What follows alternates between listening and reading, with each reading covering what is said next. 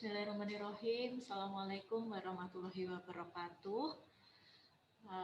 Karena kita ternyata hari Rabu sudah MCQ ya.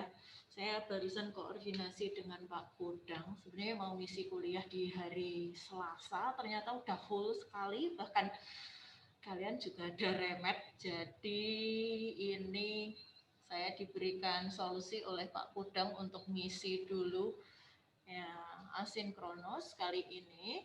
Sebentar saya sambil cek di handphone. Oke, udah masuk share screen-nya. Jadi nanti akan disampaikan dulu kuliahnya. Akan terbagi 2 termin. Saya akan menjelaskan dulu materinya tentang Trend and Issues in Gerontic Nursing.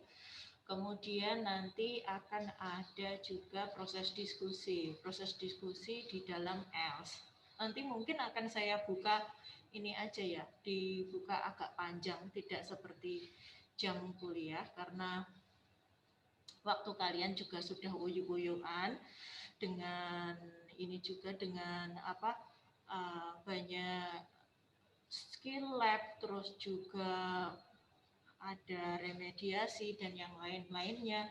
Jadi ini mungkin nanti saya set malam saja, saya buka sampai mungkin besok siang. Oke, ini tentang tren dan isu in gerontic nursing, nanti materinya juga saya upload di ELS, tapi secara rinci pokok-pokoknya in detail seperti ini nanti yang akan disampaikan di PowerPoint ini. Terus nanti akan saya bagi untuk breakout room di ELS untuk diskusi. Mungkin nanti dibagi kayaknya 4 kelompok ya, 4 kelompok, kemudian saya kasih pertanyaan, nanti kita akan diskusikan di situ masing-masing dari pengembangan materi PowerPoint ini. Oke, karena nggak bisa diskusi langsung, jadi kita mulai saja untuk menjelaskan. Yang pertama adalah the needs of elderly patients. Jadi ada kekhasan, kebutuhan saat kita memberikan perawatan kepada pasien dengan pasien lansia, dengan pasien anak, dengan pasien untuk dewasa misalnya, atau pada pasien kasusnya maternitas. Saya pakai HP untuk monitor soalnya. Ya, mudah-mudahan nggak ganggu di situ. Yang pertama, the needs of elderly patient itu satu adalah degenerasi organ. Kita tahu pada lansia itu terjadi degenerasi organ, ada penurunan fungsi, penglihatannya sudah tidak jelas, kemudian ada juga yang mengalami gangguan misalnya di sistem saraf pusat, tidak mampu lagi misalnya merasakan sensasi sentuhan dengan baik karena memang sudah terganggu sistem sarafnya dan yang lain-lain. Kemudian yang kedua adalah saat penuaan itu di sini aging-nya. Saat penuaan berlangsung, imun sistem itu juga akan menjadi turun. Contohnya nih, sekarang pada kasus, sekarang kan lagi ini ya terjadi COVID ya. Jadi kenapa rata-rata korban yang ada di Indonesia ini adalah para lansia? Itu yang pertama. Kenapa lansia itu sangat rentan jika terkena COVID itu? Pertama, perburukannya lebih cepat. Kedua, malah mungkin tingkat fatality rate-nya itu lebih tinggi dibandingkan mereka yang berusia lebih muda atau remaja. Itu karena imun sistem pada lansia itu jauh lebih turun, lebih rendah dibandingkan dengan umur-umur yang ada lebih muda dari lansia. Terus yang ketiga, not able to balance their body due physiological change. Jadi karena ada perubahan-perubahan fisik yang sangat besar, Misalnya pada postur saja kalau kita lihat lansia, nanti kamu bisa ini ya, amati ya. Kalau pada dewasa misalnya mengalami di dewasa misalnya tingginya 160, nanti maka pada lansia itu terjadi penurunan karena posturnya lebih melengkung dan yang lain, sehingga itu juga mempengaruhi aktivitas sehari-hari. Banyak perubahan fisik yang lain selain juga postur, tadi ada degenerasi organ juga yang mempengaruhi bagaimana seorang lansia itu berinteraksi sehari-hari. Oke, nah ini uniknya keperawatan geriatrik. Jadi di sini disebutkan bahwa geriatric nurse are not only responsible for, tidak hanya bertanggung memberikan asuhan keperawatan dalam core konteks kondisi atau konteks fisik pada lansia, tapi juga bagaimana mentalnya. Mental lansia ini misalnya apakah mereka lebih fragile, lebih rentan untuk tersinggung. Mungkin kalian punya pengalaman ya di rumah yang ada nenek atau kakek gitu, yang kalau kita ngobrol dengan bapak ibu atau teman sebaya dalam konteks yang sama itu mungkin biasa aja, nggak terjadi hal yang irritating atau apa. Tapi ketika kita ngobrol dengan kakek atau nenek dengan konteks yang sama, dengan frase yang sama, itu bisa memicu keributan. Ya, istilahnya memicu keributan karena apa, juga secara mentally mereka juga sudah fragile, emotional well-being-nya sudah tidak sama dengan waktu sebelumnya, sehingga ini juga mempengaruhi bagaimana mereka akan menerima informasi-informasi atau layanan-layanan keperawatan. Oke, sebenarnya saya agak engap ini pakai masker, tapi harus dipakai karena di sini ada tim lain. Oke, semoga bisa mendengar ya, saya kira nggak masalah ini. Kemudian ini selanjutnya, nah, care of elderly people. Saat kita memberikan asuhan keperawatan, terutama intervensi, kan sebelumnya didahului oleh assessment. Di minggu yang lalu mungkin saya udah kasih garis besarnya.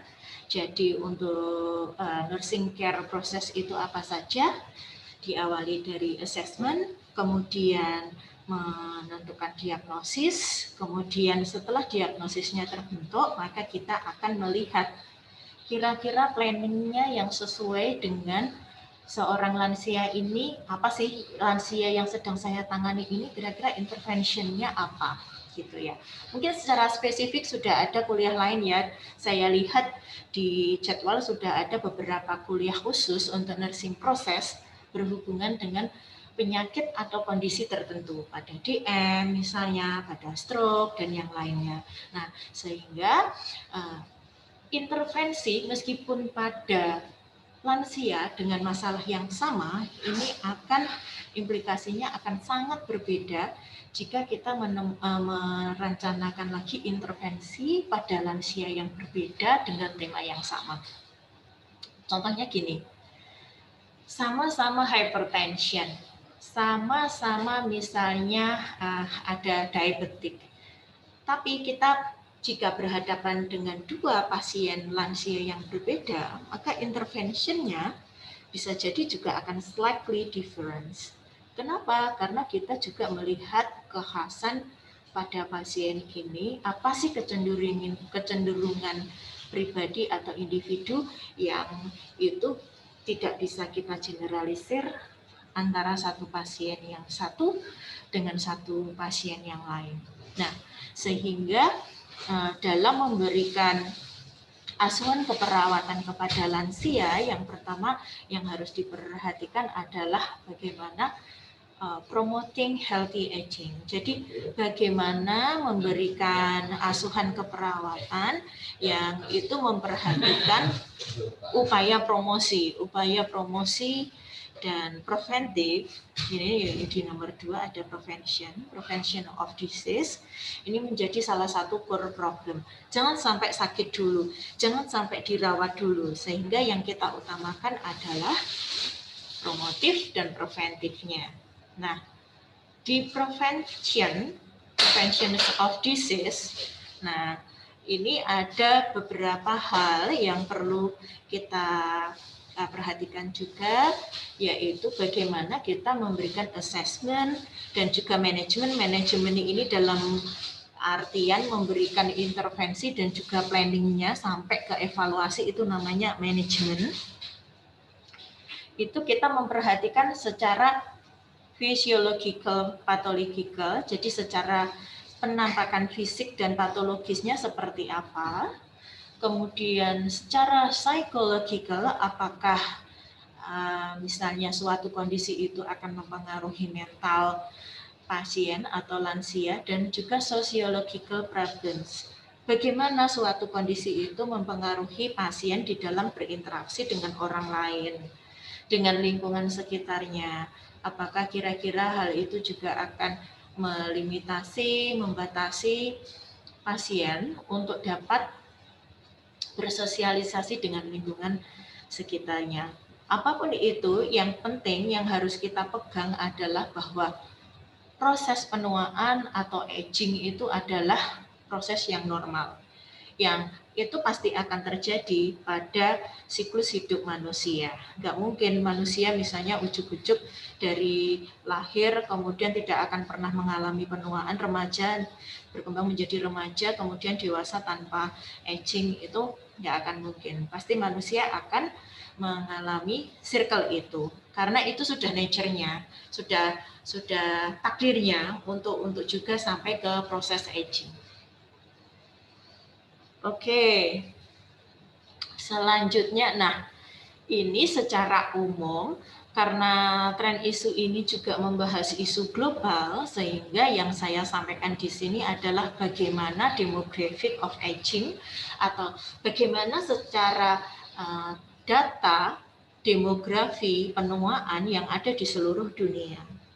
Nah, kita bicara di rentang tahun 2015 sampai 2050, bahwa proporsi populasi dunia secara umum itu untuk umur di atas 60 tahun dari 2015 sampai 2050 itu mengalami kenaikan double. Kalau di 2015 12%, di 2050 itu sudah akan mencapai 22%, totally whole world.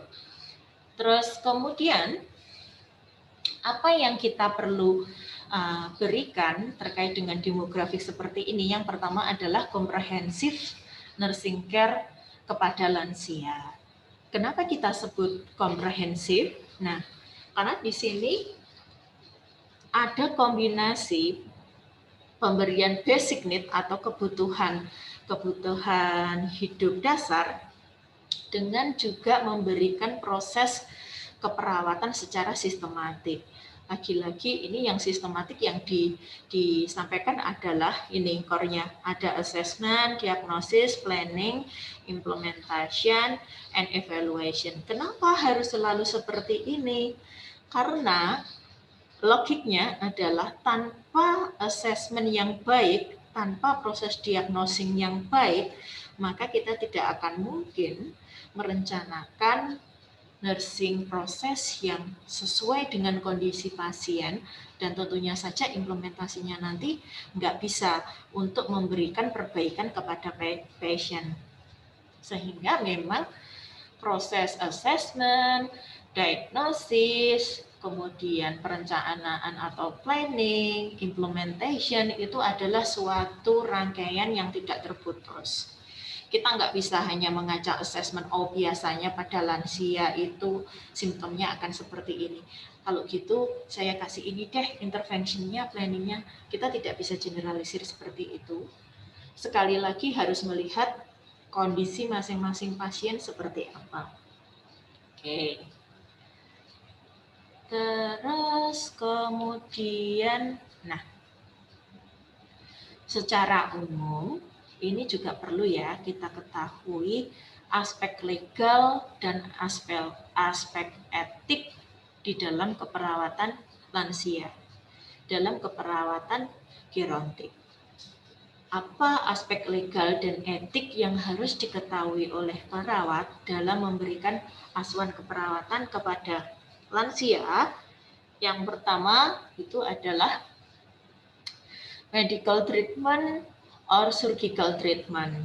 Ini mungkin lebih ke konteks hospital ya, lebih ke konteks klinik.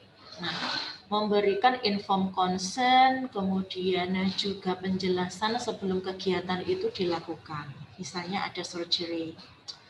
Surgery-nya tujuannya untuk apa, bagaimana prosesnya yang akan berjalan di setiap steps, itu harus diinfokan terlebih dahulu kepada lansia dan keluarganya agar difahami dengan benar, baik dari resikonya, kemudian tentang efek sampingnya, dan yang lain-lain. Kemudian yang nomor 2 untuk legal and ethical issues adalah taking consent from while doing any procedure. Ini yang tadi sebelumnya saya jelaskan, consent itu sangat penting. Consent di sini tidak hanya merupakan penjelasan tadi yang saya sebutkan sebelumnya ya, tapi consent ini adalah setelah dijelaskan, ada hitam di atas putih bahwa item-item tertentu itu sudah kita declare kepada pasien tentang side effect, tentang kemudian nanti misalnya ada akibat dari dilakukan misalnya surgery, itu sudah kita jelaskan kepada pasien, kemudian pasien juga atau keluarganya menandatangani, yang artinya itu setuju bahwa oh ternyata nanti setelah dilakukan tindakan efeknya akan seperti ini nih, seperti itu.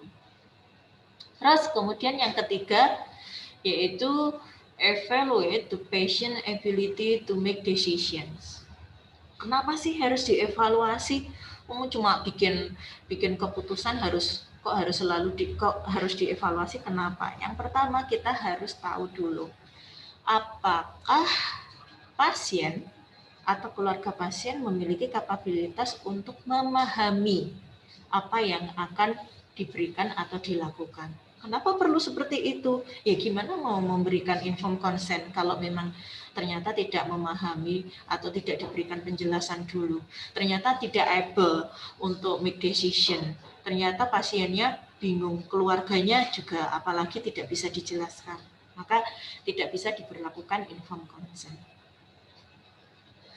Terus yang selanjutnya, yang nomor 4, ini ada other ethical concern related to resuscitations.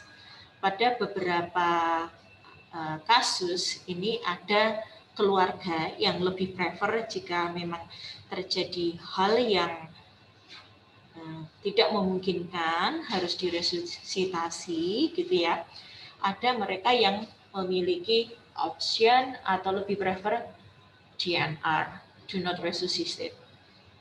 Nah, kalau seperti itu ya berarti nanti di tingkat layanan medik, di tingkat rumah sakit memang sudah akan ditandatangani dulu bahwa upaya resusitasi itu sudah dengan persetujuan keluarga untuk tidak dilakukan. Itu harus ada catatannya.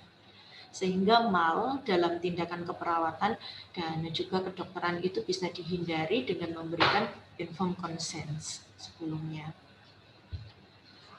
Nah, selanjutnya legal and issues itu nomor 5 adalah issues of nutrition and hydration. Kalau tadi di awal kita sudah menjelaskan tentang bahwa ada degenerasi organ, ini termasuk juga di dalamnya adalah sistem yang ada di dalam tubuh yang juga mempengaruhi tingkat hidrasi. Pada lansia ini tingkat hidrasinya akan berbeda dengan dewasa atau adult, juga pemenuhan nutrisinya, sehingga ini juga harus diperhatikan.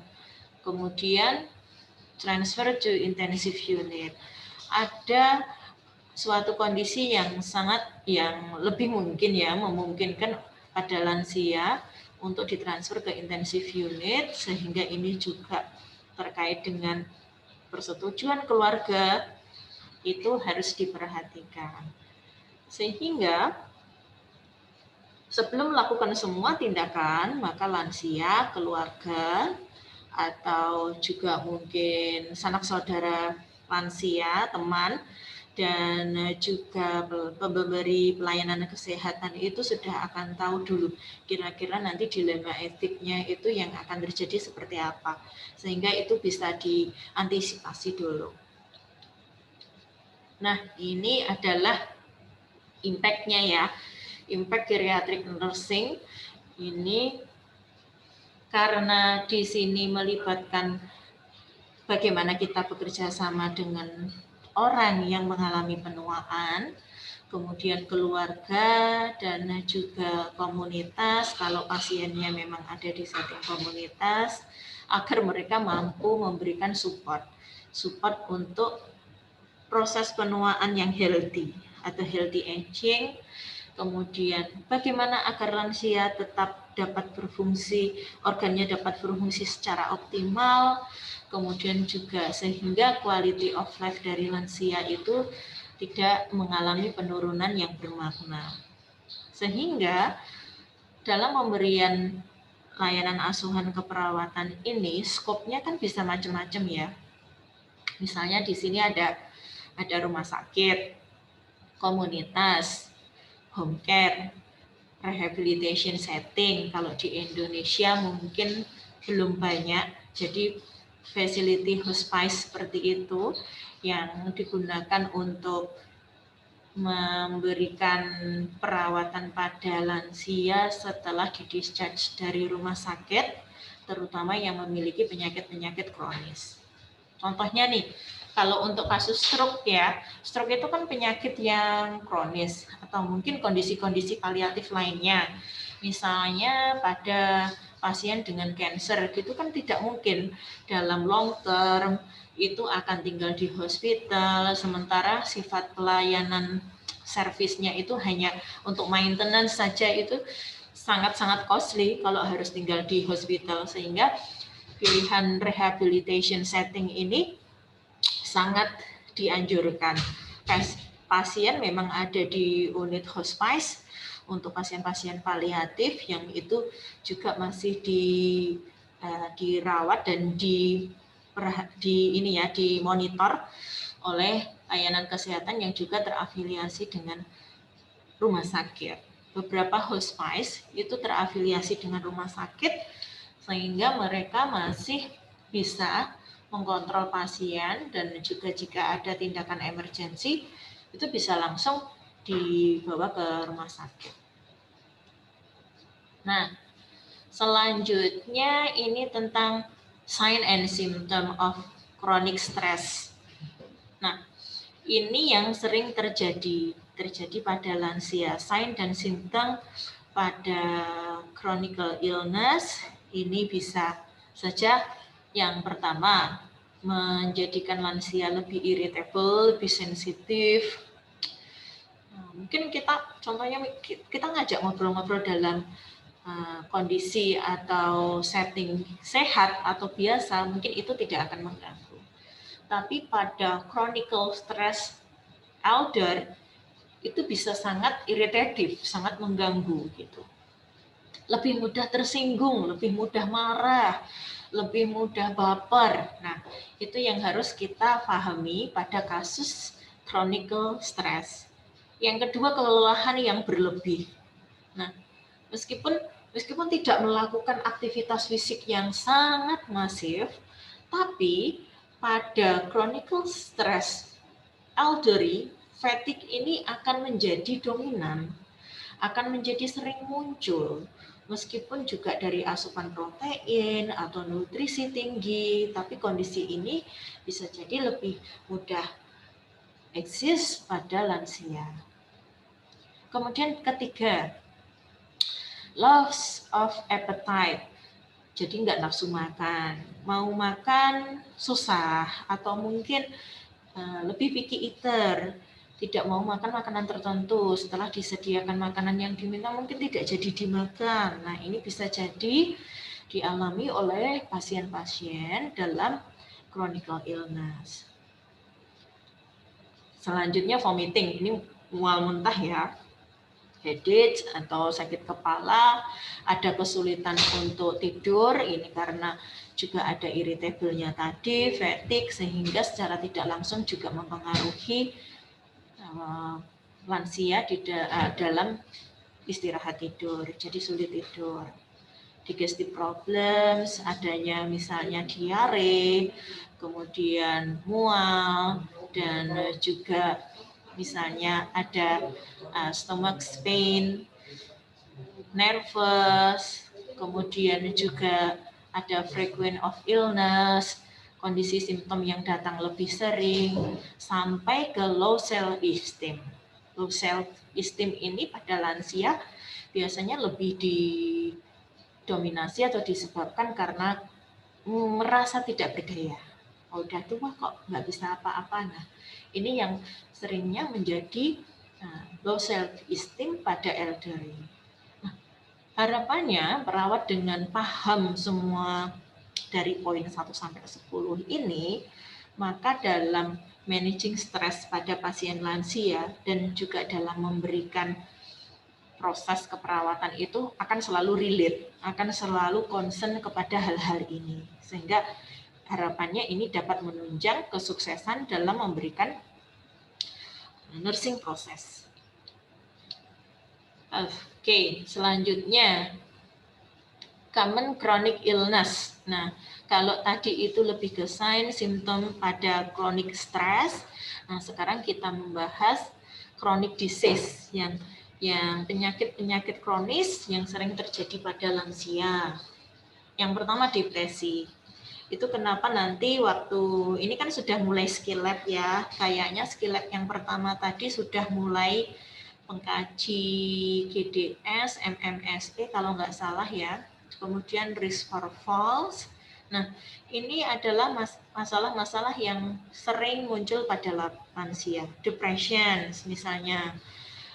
Ada low self esteem sehingga dalam menjalani kehidupan sehari-hari itu jadi nggak semangat. Gimana sih kalau misalnya kamu udah nggak punya harapan hidup gitu ya, atau mungkin sudah desperate gitu, pasti bawaannya setiap hari depres terus, situasinya jadi nggak enak terus gitu, karena sedikit-sedikit menjadi lebih irritable, kemudian merasa wah aku kok kayak nggak dibutuhin lagi ya, seperti tidak dibutuhkan lagi, nggak ada yang mau deket lagi. Nah, ini depression yang biasanya karakteristiknya sering muncul pada lansia.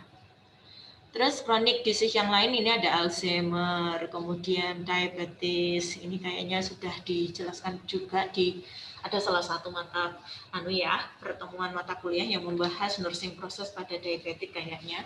Artritis, ini nyeri yang sering muncul pada pasien lansia, kemudian ada masalah pada perkemihan, kidney and bladder problems, menjadi sering berkemih, BAK, tidak bisa menahan kemih atau BAK-nya dengan lebih lama, jadi lebih nggak bisa ngontrol, bahkan kadang-kadang bisa ngompol dan lain sebagainya. Itu juga kronik simptom yang ada pada lansia. Ini selanjutnya ada demensia, Parkinson, glaukoma, lung disease. Ini contoh-contoh saja ya, contoh-contoh penyakit kronis yang ada pada lansia. Nah, ini demografik secara global yang ada di beberapa negara. Ini di kategori negaranya ada 3, high income, middle income, sama LMIC. Jadi LIC, kalau LIC kita masuk di middle income ya, MIC-nya ini. Ada juga yang di level low income countries. Ini data WHO tentang proyeksi dari 2004 sampai 2030. Jadi secara proyeksi gambarannya untuk peningkatan burden dari chronic communicable disease itu seperti ini. Yang grey abu-abu itu untuk communicable maternal, perinatal, and nutritional condition. Jadi kondisi yang terkait dengan penyakit menular, kemudian juga maternal dan perinatal. Kemudian yang biru yang lebih banyak muncul pada diagram itu terkait dengan non-communicable disease. Yang putih itu untuk injuries. Kalau kita lihat trennya di tiga macam region ini ya, di high income countries itu lebih cenderung banyak non-communicable disease dibandingkan dengan yang communicable ataupun injuries. Nah, kalau kita lebih spesifik lagi lihat di middle income countries, ini ada pergeseran. Non-communicable-nya itu menjadi lebih lebar, artinya potensi untuk non-communicable disease-nya itu menjadi naik. Injuries-nya mungkin agak sama, yang berkurang adalah communicable-nya. Jadi trennya yang terjadi pada projections mortality dan burden of disease-nya secara umum WHO seperti itu. Nah, ini selanjutnya tentang living arrangement. Kalau kita coba ini ya, pahami atau kita coba melihat bagaimana lansia itu hidup dari awal lansia sampai akhir masa lansia atau mendekati dying, itu ada beberapa model.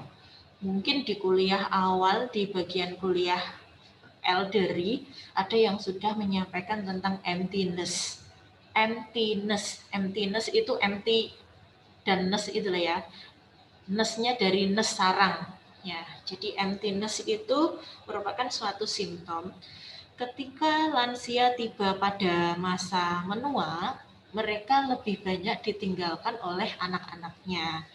Jadi kalau kita bicara flashback tentang life cycle, itu ada dari mulai mengasuh anak balita, remaja, kemudian memiliki anak yang sudah dewasa. Setelah anak dewasa kan anak tinggal biasanya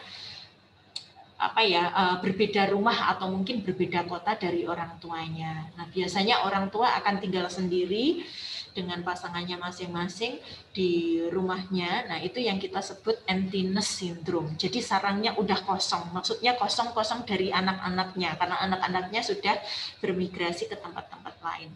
Nah, ini contoh kasus di Jepang, living arrangements pada lansia umur 65 tahun dan di atasnya itu dari 1960 ya, ini kita lihat trennya perubahannya sampai di 2005. Kalau kita lihat di situ ada 4 warna. Yang ungu itu persentase lansia umur 65 tahun ke atas yang hidup di institution. Maksudnya institution itu bisa jadi itu loh, di rumah jompo, panti jompo, itu maksudnya adalah institution. Kalau dulu, zaman dulu, hidup di panti asuhan dengan di zaman sekarang, kalau kita lihat trennya itu semakin naik. Dari 1%, 4 ke 5%. Yang hidup sendiri atau alone itu juga semakin meningkat, yang dulunya hanya 4%, di 2005 itu bisa mencapai 15%. Artinya gapnya ini lebih banyak ya daripada yang hidup di institutions. Terus kemudian lansia yang hidup dengan spouse only, itu maksudnya yang emptiness tadi. Jadi hidupnya, lansia hidup dengan pasangannya masing-masing, anaknya bermigrasi ke tempat lain, itu kalau dilihat dari tahun 60 sampai 2005 itu persentasenya juga naik, mungkin 5 kali lipat ya. Dari 7% ke 33%, hampir 5 kali lipat. Nah, yang living with children ini menjadi, kalau dulu itu sangat banyak, maka di yang semakin ke sini ke 2005 itu menjadi hanya 47%, separuhnya aja mungkin sekitar.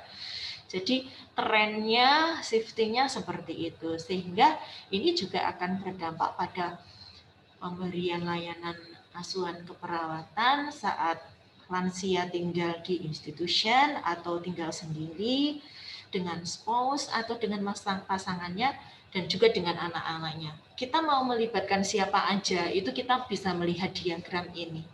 Ini trennya di Jepang ya, salah satu contoh yang diambil untuk case-nya di Jepang. Oke, nah itu tadi tentang tren isu keperawatan gerontik di dunia. Nanti mungkin secara lebih spesifik seperti common chronic illness, terus sign and symptom dan yang lainnya ini secara detail nanti akan saya insertkan di bagian materi di PDF-nya untuk bahan kita diskusi. Jadi karena dengan kuliah sinkronus ini kita nggak mungkin untuk diskusi tanya jawab, maka diskusi tanya jawabnya dialokasikan di akhir di forum diskusi di ELS. Silahkan nanti dicek dulu ya. Misalnya nomor kita pakai nomor urut aja, nomor urut presensi, nomor misalnya 1 sampai 25 masuk di topik apa, 26 sampai 50 masuk topik apa, nanti silahkan dilihat. Kita akan diskusi di masing-masing grup, nanti mungkin saya akan split jadi 4 kelompok.